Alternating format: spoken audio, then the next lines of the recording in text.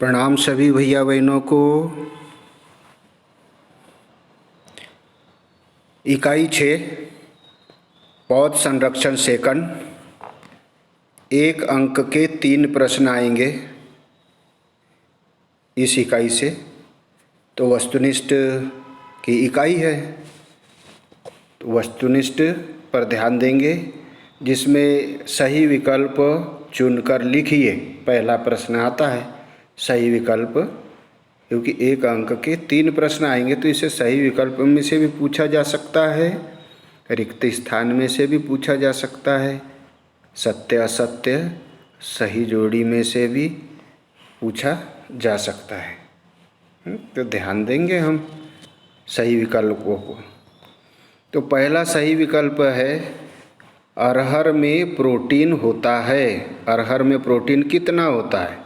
तो अरहर में प्रोटीन होता है 20%। इसके हमने बोर्ड पर लिख कर के भी वीडियो बनाए हैं, जो आपको सेंड साथों साथ में किए जा रहे हैं, उससे भी ध्यान देंगे। अरहर में प्रोटीन कितना होता है? 20%। पौधों का रस चूसने वाला कीट है। पौधों का रस चूसने वाला कीट कौन सा है? पायरिला। पायरिला देखा होगा आपने।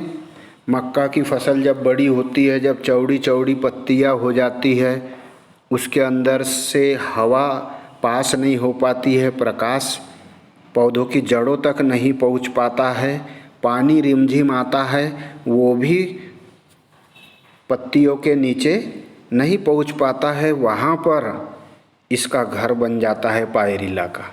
और ये पत्तियों में छेद करके अपने डंक को चुभो करके पत्तियों का रस चूसता है पायरिला। इसी प्रकार से आपने गन्ना बाड़ी में देखा होगा, बहुत से छोटे छोटे सफ़ेद सफ़ेद ऐसे बंदर जैसे कूदने वाले होते हैं। जब हम गन्ना बाड़ी में घुसते हैं, जब बांधने पर आती है गन्ना बाड़ी, उस समय देखते हैं कि वह मुंह पर पटापट पटापट पड़ने लग जाते हैं, तो वो बहुत ज़्यादा गन्ने का रस चूसते हैं। तो ये रस चूसने वाला कीट कहा जाएगा। ये कौन सा है? पायरिला। दूसरा, एक बार करोड़ों टिड्डियों का दल। करोड़ों टिड्डियों का दल क्यों बोला है? क्योंकि इनकी संख्या को नापना मुश्किल है। करोड़ बोले तो एक वचन हो जाएगा, और करोड़ों बोला तो बहुवचन शब्द हो जाएगा, है ना। तो कितना है नाप नहीं सकते टिड्डियों के दल को। और ये क्या कार्य करता है? फसलों का रस चूसता है। जिस पेड़ पर बैठ जाए तो बड़े बड़े आमों के पेड़, इमलियों के पेड़, जामुन के पेड़ पूरा रस चूस करके चला जाता है। तो फसल तो बहुत छोटी बात है।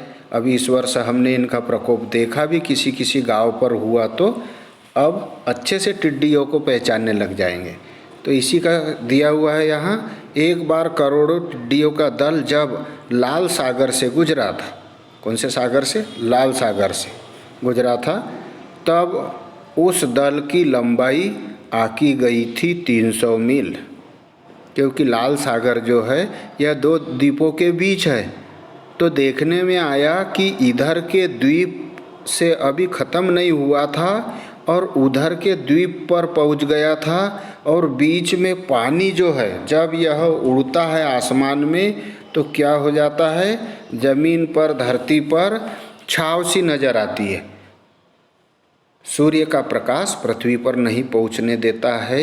इतनी घनी संख्या में यह दल एक साथ उड़ता है। तो देखने में आया कि उस लाल सागर पर पूरी छाया सी आ गई।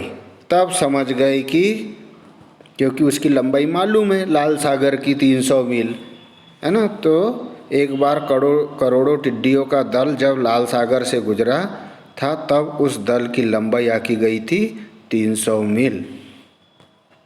तो पौधों में प्रोटोजोआ वायरस फफूंदी एवं जीवाणुओं द्वारा लगभग कितने संक्रामक रोग फैलते हैं? पौधों में प्रोटोजोआ द्वारा, वायरस द्वारा, फफूंदी द्वारा और जीवाणुओं के द्वारा लगभग कितने संक्रमण वाले रोग, कितने संक्रामक रोग फैलते हैं? तो लगभग फैलते हैं 200। और नए नए रोग जन्म ही लेते जाते हैं, तो अभी लगभग 200 रोग फैलते हैं। NCN क्या है? धूम्रक कीटनाशी है। धूम्रक किसे कहते हैं? धूल जैसे जो होते हैं कीटनाशी, उसे धूम्रक कीटनाशी बोलते हैं, है ना। जैसे BSC है, DDT है, ऐसे ही NCN धूम्रक कीटनाशी है। गुलाबी कीड़ा किस फसल में लगता है? तो यह कपास में लगता है। कपास की फसल में गुलाबी कीड़ा लगता है।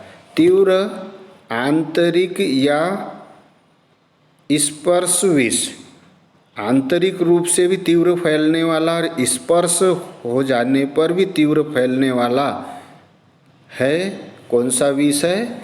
हेप्टाक्लोर। कौन सा है? हेप्टाक्लोर।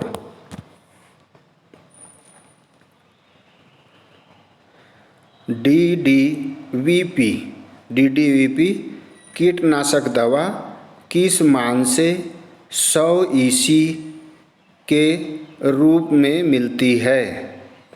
DDVP कीटनाशक दवा किस मान से 100 EC के रूप में मिलती है?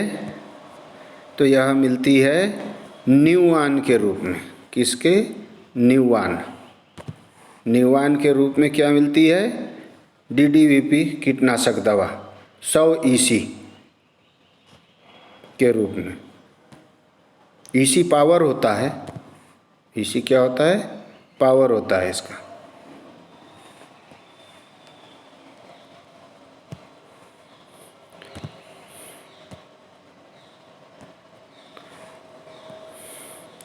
अगला, नुआक्रान तथा एड्रोसिन किस दवा के नाम से मिलते हैं?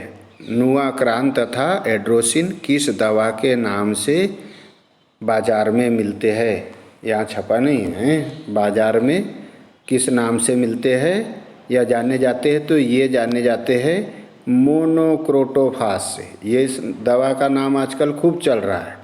ये पहले क्या था? नुआक्रान या एड्रोसिस के नाम से थी, है ना। लोग बाग बोलते हैं बंद हो गई, नहीं, अपडेट होकर के आई है। किस रूप में? मोनोक्रोटोफास के रूप में।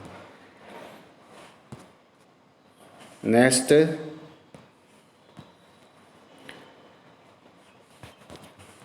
10% ग्रेनूल के रूप में कौन सी कीटनाशक दवा मिलती है? तो 10% ग्रेनूल के रूप में हमें फोरेट दवा मिलती है। फोरेट में क्या रहता है? ग्रेनूल। कितने प्रतिशत? 10%। सेविन नाम से कौन सी कीटनाशक दवा मिलती है? किसके नाम से? सेविन के नाम से। सेविन के नाम से कौन सी दवा मिलती है कीटनाशक? तो कार्बोरिल। कौन सी दवा मिलती है?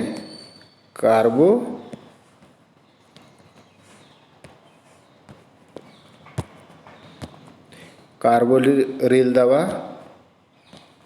सेविन के नाम से मिलती है।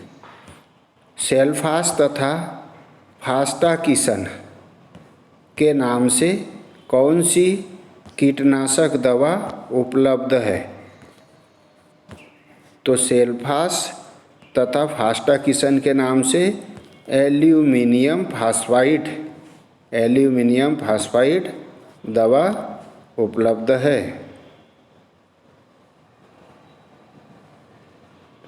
एल्यूमिनियम फास्फाइड दवा उपलब्ध है। आलू, मक्का, गोभी का तना सड़न रोग, धान का झुलसा रोग आदि कौन से रोग है? आलू, मक्का, गोभी का तना सड़न रोग, धान का झुलसा रोग आदि कौन से रोग है? जीवाणु रोग है। नीम की पत्ती का उपयोग किस रोग में औषधि के रूप में किया जाता है? नीम की पत्ती का उपयोग किस रोग में औषधि के रूप में किया जाता है? तो वह है रोग मलेरिया। मलेरिया में औषधि के रूप में इसका उपयोग होता है। नीम से संबंधित क्षेत्रीय शोध प्रयोगशाला कहाँ है? नीम से संबंधित क्षेत्रीय शोध प्रयोगशाला है हैदराबाद में। कहाँ है? हैदराबाद में।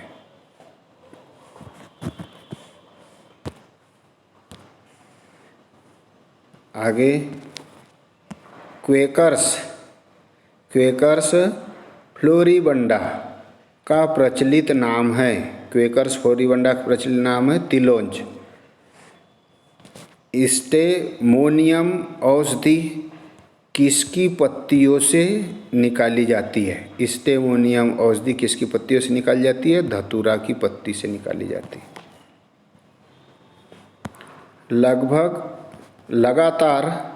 लगातार गौमूत्र पीने से कितने समय में मनुष्य की प्रकृति सत्वगुण युक्त हो जाती है?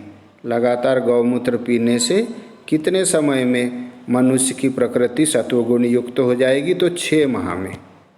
कितने में? 6 माह में।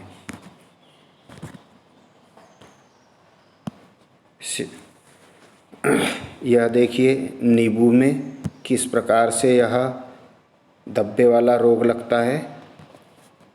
इसका ऊपरी कवच जो है वह रोगग्रस्त हो जाता है। आलू में भी इस प्रकार से लगता है रोग, है ना ये।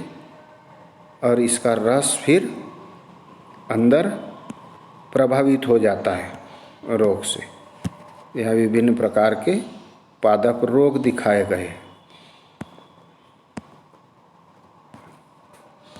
धान में देखा होगा आपने, इसके बीच की पत्ती वह सड़ने लगती है, आसपास की पत्तियाँ पीली पड़ जाती है, गलने लगती है ना।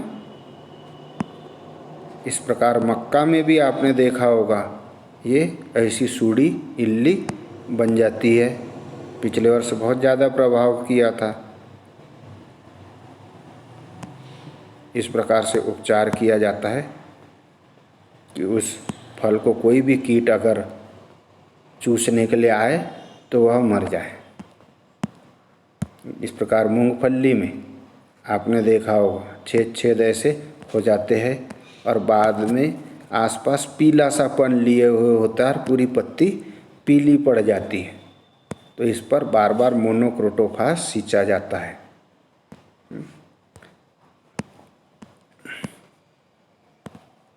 विभिन्न प्रकार के रोग दिखाए। इस प्रकार से लाल सड़न रोग गन्ने में भी हो जाता है ना। इस प्रकार बगीचे जो होते उनमें भी संतरे के बगीचे में इत्यादि हो जाते हैं। तो आगे चलते सर्व रोग नाशक गौमूत्र है। गौमूत्र का छिड़काव करते रहना चाहिए। और 2 फायदे करता है, एक तो रोगों का भी नाश करता है और दूसरा जैविक खाद के रूप में पौधों को मिल जाता है। तो हमारे खेत को भी बचाता है रोगों से और उसमें जैव पदार्थ भी मृदा में देता है। इकेटिन को क्या कहते हैं? तो इकेटिन को थायोमिटान कहते हैं। एट्राजीन एक महत्वपूर्ण शाकनाशी है जिसका प्रयोग होता है धान में। एट्राजीन का प्रयोग धान में। रसायन के उस घटक की मात्रा जो पौधों को मार देती है उसे क्या कहते हैं? तो रसायन के उस घटक की मात्रा जो पौधों को मार देती है तो वह सक्रिय घटक कहलाते हैं। यानी इसका मतलब मार दिया यानी सक्रिय हो गया, अगर नहीं मारता तो निष्क्रिय होता। है ना। तो रसायन की वह मात्रा जो पौधों को मार दे सक्रिय घटक कहलाती है। तो खरपतवारों को मारने के लिए इतनी मात्रा में दवा डाली जाती है कि वो उस खरपतवार को नष्ट कर दे, सक्रिय दवा। कीटों के लिए BSC एक संपर्क विष है। कीटों BSC के संपर्क में आने से ही कीट मर जाते हैं। तांबा युक्त रसायन होता है क्यूप्रोसन। क्यूप्रोसन तांबा युक्त रसायन। गंधक युक्त रसायन कौन सा होता है? एरेटान। कवकनाशी धूल के रूप में प्रयोग किए जाते हैं। कवक देखा होगा नीचे में भूरे भूरे पत्तियों के नीचे में लग जाते, इसको सीड ड्रेसर कहते हैं, यानी ये बीजों में भी लग जाते हैं। गेहूँ पानी खूब अगर आए तो देखते हैं हम कि गेहूँ की बाली में भुरसे भुरसे हो जाते हैं, तो ये सीड ड्रेसर है। ऐसे मक्का में भी कवक लग जाते हैं उसे, तो कवकनाशी धूल के रूप में प्रयोग किए जाते हैं सीड ड्रेसर। फिर पायरिला सबसे अधिक हानि पहुंचाता है कपास की फसल में, पहले भी आ गया है। चेम्पा सबसे अधिक हानि पहुंचाता है गेहूं में। उकटा रोग सबसे अधिक लगता है सरसों में। चौथी पंचवर्षीय योजना के अंतर्गत कुल उत्पादन, चौथी पंचवर्षीय योजना के अंतर्गत कुल उत्पादन की हानि मानी जाती है 14%। पौधों से प्राप्त कीटनाशक दवा है। पौधों से प्राप्त कीटनाशक दवा कौन सी? गंधक। नींदानाशक है मेलाथियन। कीटनाशी है केप्टान। पाराक्वाट का व्यावसायिक नाम अल्ट्राटॉप है। पाराक्वाट का व्यावसायिक नाम क्या है? अल्ट्राटॉप। आक की कितनी संकर जातियाँ ज्ञात है? तो 275 जातियाँ ज्ञात है। जो आक बोला जाता है अकाव, उसकी अकाव की 275 जातियाँ ज्ञात है। अंग्रेजों के शासनकाल में आक की कितनी प्रजातियाँ थी?